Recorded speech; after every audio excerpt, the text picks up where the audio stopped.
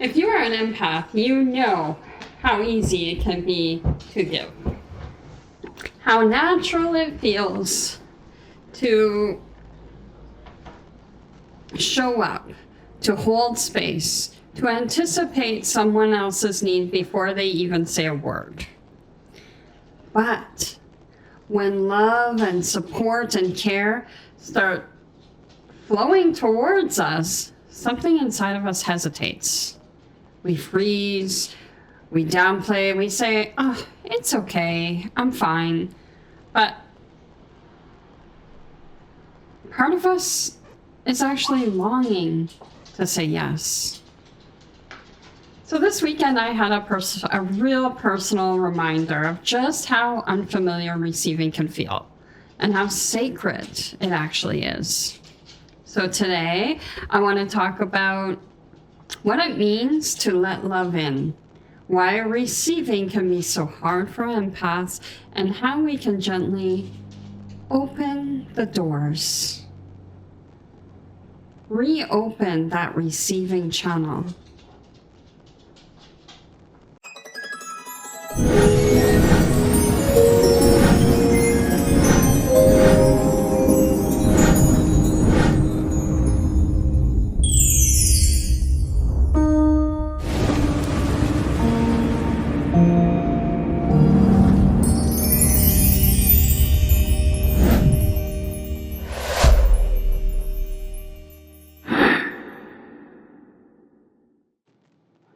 I'm Diane, and welcome to the ReSOULution, where empaths rise out of survival, anchor into their worth, and remember the power of who they truly are and alchemize their magic. If you're someone who gives endlessly but struggles to fully let love in, this one's for you. You're going to want to stay to the end because I've got some real easy and practical tools that you can use to start allowing love in and support in. I'm going to start off by telling you a story of why this was born this week. So I was at a dance event, and leading into this dance event, I was having some sort of feelings about it because when I got my roster, I got a lot less dances than what I'm used to getting. And I actually almost canceled out because I was feeling like, anyways, I was just letting some old patterns and old thought processes go in. But I had to let that go, which I did. And my dearest friend, one of my dearest friends, her daughter unfortunately couldn't make the event. And so she had all these extra dances. She had like a paper full of dances. And she turned to me when she arrived and she put the paper down. She's like, pick whatever dance you want out of here. And I froze. Not because I didn't want the dances. I did. But because receiving in that moment felt really foreign. So I said, I'll just take 2 or 3. That's more than enough for me. And she just gently kept encouraging me, like, no, seriously, take what you want. And, she finally just took a pen and was writing out, this one's you, me. And it was just such a overwhelming moment. There was so much love behind that offer, but my nervous system didn't know what to do with it. This is something I see all the time in empaths. And I lived it for a really long time. We're fluent in giving, but receiving can feel like a language we never even learned. And when something isn't familiar to our nervous system, it can feel unsafe. Even if it's a beautiful act of kindness. So when we feel that discomfort, it doesn't mean that we don't want love, that we don't want what's being offered to us. It just means that our system isn't used to letting it land. It's not that we don't know how to receive. It's that we were never taught that receiving is safe. So this weekend was full of learning, of lessons. So I'm just going to continue on and with the story and then the teachings simultaneously, because later that weekend I was having this issue at the back of my neck, right? And it was causing me a lot of pain and a lot of discomfort. But I kept it really quiet until I couldn't keep it quiet any longer. I was taking Advil and doing what I needed to do, but it came to a point where I just needed something more. So I had to let people look at it and see what their opinions were on it. And then I had to ask for Advil. And I was rooming with a beautiful soul. And, she was so sweet and so kind. I had asked for Advil. And she gave me Advil. And then she went looking for water, because, I don't know, we don't drink water out of the hotel. So she went out looking for water. And she had to go to different floors and stuff. Oh, my gosh. And then, it was so sweet. And I still felt a little bit uncomfortable. And then she was like, do you want me to get you a coffee? Do you want me to make you a coffee? Do you need anything? Like, she was super attentive to me for when we were rooming together. So, and, my thoughts were like, I can do it myself, Like, I'm okay. I'm not helpless, because that's what I've always done. And that's what a lot of empaths do. We minimize our needs. So I had to sit back for a moment and just be, when she offered to help, it wasn't because she thought I was helpless. She offered because she cared. Because she wanted to give. So empaths often confuse receiving with burdening others. But here's the truth. Receiving isn't a weakness. It's trust. It's saying, I trust that your love is real. It's allowing someone to contribute in their own way. And that's love. So I ended up having to go to the hospital after the dance event. And because we were in the downtown core, I just went to the hospital that was closest to me, which was in downtown. But we all live sort of in the suburbs because that's where our studio is. And when I was finished, they had to do a little procedure and stuff like that. And when I was finished, my friend who had offered me the dances was checking in and making sure that I was okay. And she offered to Uber from the suburb. And she had just gotten home, and, she has a family and a business, and she's a very busy person too. But she had offered to Uber all the way back to the downtown core so that she could drive me home in my car. That's not small. That's love showing up in action. And again, I was overwhelmed because this wasn't something I could earn. It wasn't something that I could deserve. It was just love offered freely. And in that moment, I realized something big. We often say, we want abundance of love, support, opportunities, care.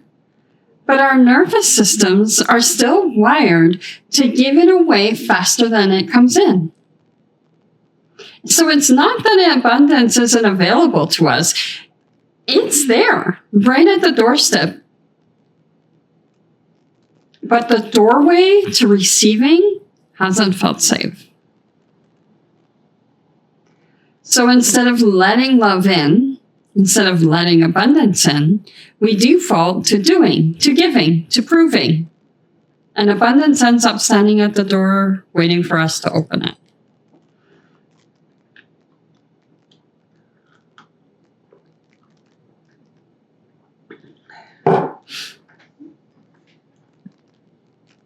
And here's something I want to name, because it's real.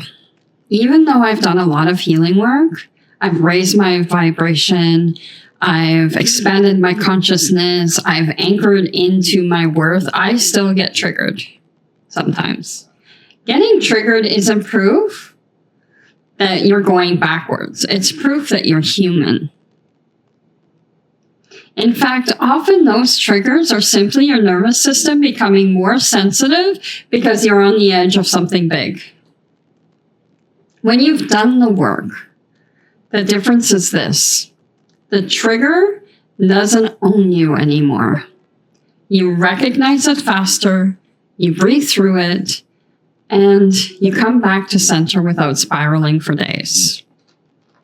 It's like my phone's buzzing, so I'm just going to turn it on silent. So if you've done the work, all the inner work, but still find yourself getting triggered, don't shame yourself for that, because it's all part of the expansion.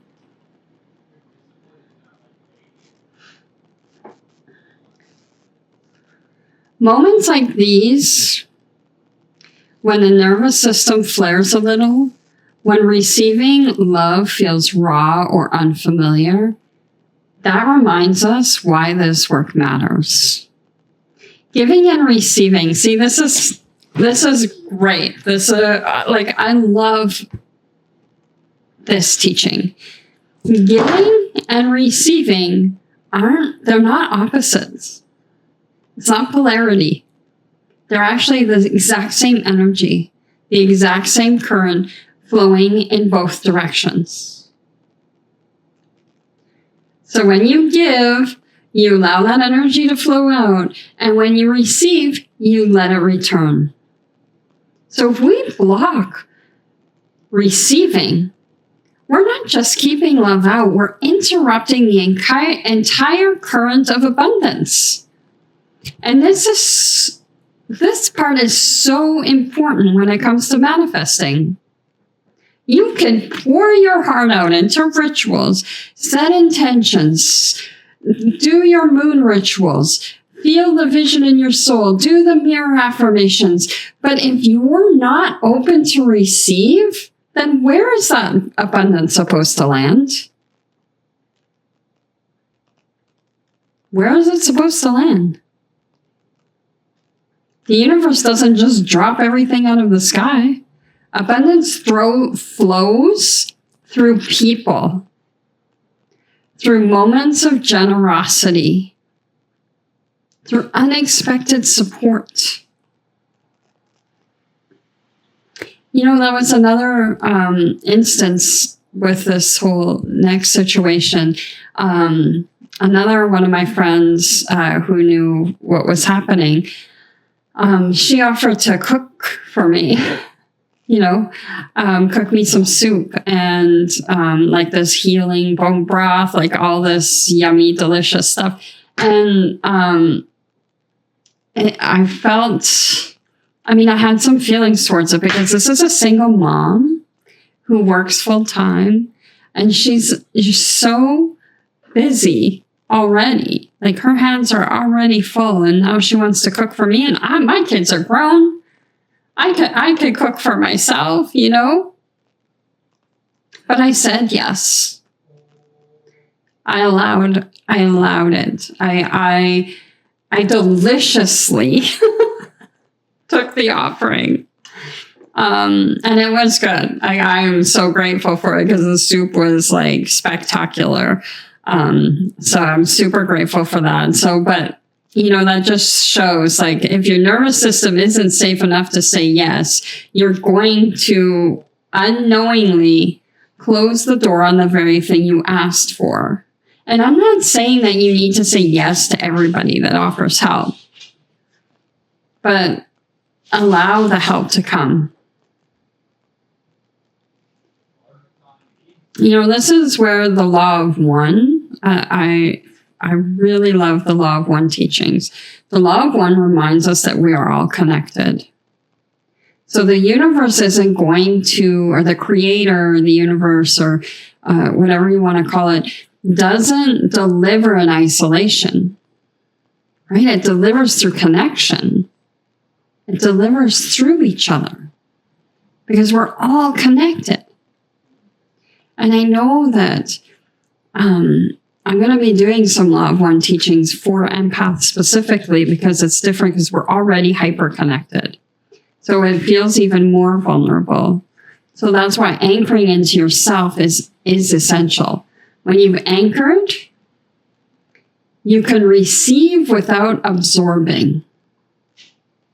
You can trust that what's meant for you is arriving through others. Not to test you, but to bless you. You can control how your manifestations come. You just have to be open for it to land.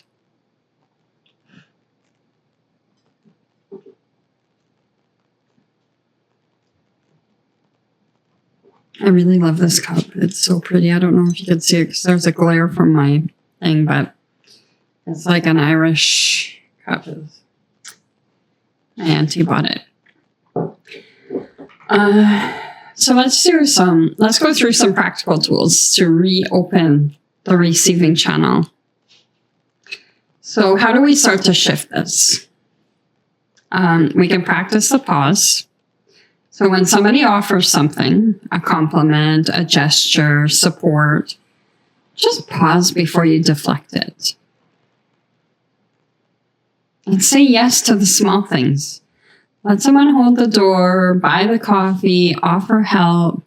Even if you think that you can do it yourself, if it's not invading any kind of plans or set routine and so on, allow somebody else to help. Because like the Law of One says, we're all connected. So them offering help and they're giving back too.